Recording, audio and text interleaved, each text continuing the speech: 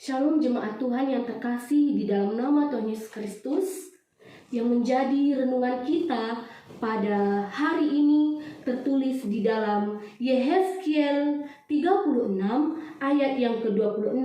Beginilah kebenaran firman Tuhan.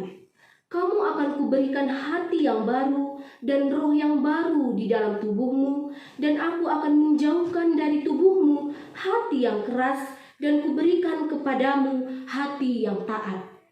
Yang menjadi tema kita buat hari ini yaitu hati yang baru. Saudara-saudara yang terkasih di dalam nama Tuhan Yesus Kristus, firman Tuhan hari ini mengisahkan sebuah peristiwa maupun itu sejarah umat Israel ketika mereka dibuang ke Babel, yang dimana Nabi Yehezkiel ikut dalam sejarah tersebut. Saudara-saudara yang terkasih di dalam nama Tuhan Yesus Kristus, Tuhan mengutus Nabi Yehezkiel untuk memberitakan penghukuman sekaligus tawaran kepada bangsa Israel. Saudara-saudara yang terkasih di dalam nama Tuhan Yesus Kristus, terkhususnya di dalam pasal yang 36 ini, kita diajak pada hari ini, kita ditekankan bahwa Tuhan akan memberikan hati yang baru di dalam tubuh kita dan hati yang taat di dalam tubuh kita. Selain itu, Yehezkiel juga memperlihatkan bahwa Tuhan akan menjauhkan dari tubuh kita hati yang keras. Saudara-saudara yang terkasih di dalam nama Tuhan Yesus Kristus, jika kita perhatikan nats hari ini, maka kita akan menemukan ada dua kata kunci, yaitu yang terlihat di dalam ayat yang 26a. Beginilah kebenaran firman Tuhan, kamu akan kuberikan hati yang baru dan roh yang baru di dalam batinmu. Saudara-saudara yang terkasih di dalam nama Tuhan Yesus Kristus, perlu kita garis bawahi dengan kata kamu akan kuberikan hati yang baru. Maksudnya di sini adalah Bapa mau kita berubah dari hati yang sebelumnya. Bapa mau kita berubah dari hati kita yang sebelumnya. Bagaimana itu? Saudara-saudara yang terkasih di dalam nama Tuhan Yesus Kristus, yakni dari tidak taat atau tidak kesetiaan kita di dalam memuji kebenaran Tuhan, dalam menjalankan apa yang sudah dirancangkan bagi hidup kita menjadi hidup yang taat dan setia.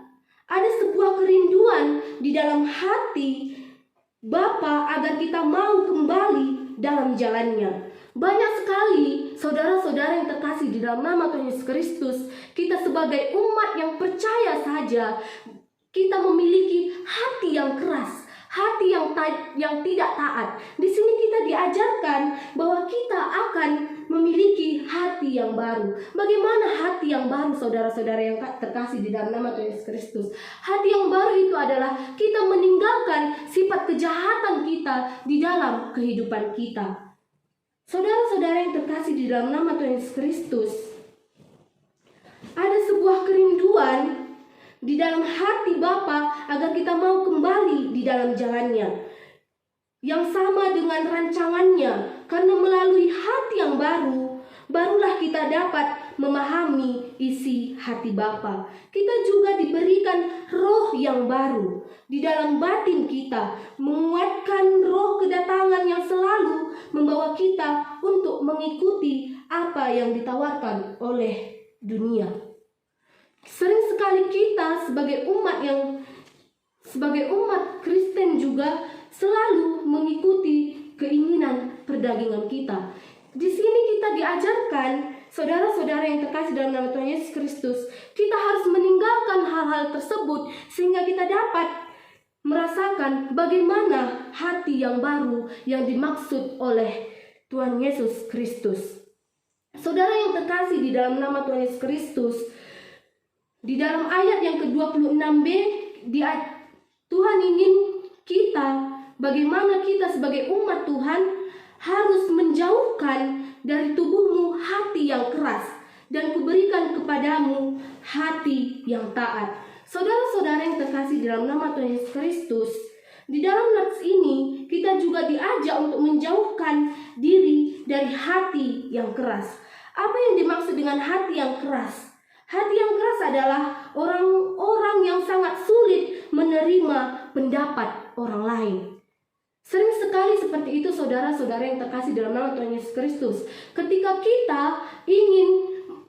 kita berpendapat, kita ingin orang mendengarkan pendapat kita. Tetapi saudara-saudara yang terkasih dalam nama Tuhan Yesus Kristus, ketika mereka memberi pendapat kepada kita, kita tidak mau menerima pendapat itu. Itulah yang disebut dengan hati yang egois. Di sini kita diajarkan saudara-saudara yang terkasih dalam nama Tuhan Yesus Kristus, kita harus dapat menjauhkan hal tersebut di dalam kehidupan kita. Sifat egois adalah sikap di mana seseorang ingin sesuatu dari orang tersebut, tetapi ketika dia diberikan pertanyakan, dia tidak mau menerima setiap masukan-masukan yang diberikan orang tersebut. Saudara-saudara yang terkasih di dalam nama Tuhan Yesus Kristus, Yehezkiel ini juga mengajarkan kepada kita ketika dia ikut terbuang ke dalam pembuangan di Babel, Yehezkiel memiliki hati yang teguh, hati yang taat untuk mengikuti Kristus Yesus di dalam kehidupannya. Apakah kita mampu mengikuti jejak Nabi Yehezkiel di dalam kehidupan kita? Ketika kita mengikuti pembuangan, ketika kita dibuang, kita melihat sendiri bagaimana pembuangan itu di depan mata kita. Apakah kita dapat mengikuti jejak seperti Nabi Yehezkiel? Apakah kita mampu meninggalkan roh-roh kejahatan di dalam kehidupan kita? Kita meninggalkan ketidaktaatan di dalam kehidupan kita. Kita mau hidup taat di dalam Kristus Yesus. Pada hari ini saudara-saudara yang terkasih di dalam nama Tuhan Yesus Kristus, kita juga diajarkan bagaimana saudara terkasih tanpa ada perubahan dalam kedewasaan iman. Kita dengan menyenangkan tuntutan kuasa Roh Kudus tidak akan mampu untuk mengambil alih hati yang keras. Saudara-saudara yang terkasih di dalam nama Tuhan Yesus Kristus, sering sekali juga kita sebagai umat Tuhan, kita hanya menginginkan Roh Kudus yang hadir di dalam kehidupan kita. Kita ingin Roh Kudus yang selalu menolong kita, tetapi kita tidak ingin memperbaharui hati kita. Kita tidak ingin hidup baru di dalam kehidupan kita. Kita selalu mengingini roh ketidaktaatan di dalam kehidupan kita. Kita mau diajarkan pada hari ini agar kita dapat menanggalkan hal-hal yang jahat di dalam kehidupan kita. Apakah kita mampu, saudara-saudara yang terkasih di dalam nama Tuhan Yesus Kristus? Pastinya kita pasti mampu meninggalkan hal-hal buruk di dalam kehidupan kita. Kita harus dapat hidup baru di dalam kehidupan kita. Amin. Terima kasih. Shalom.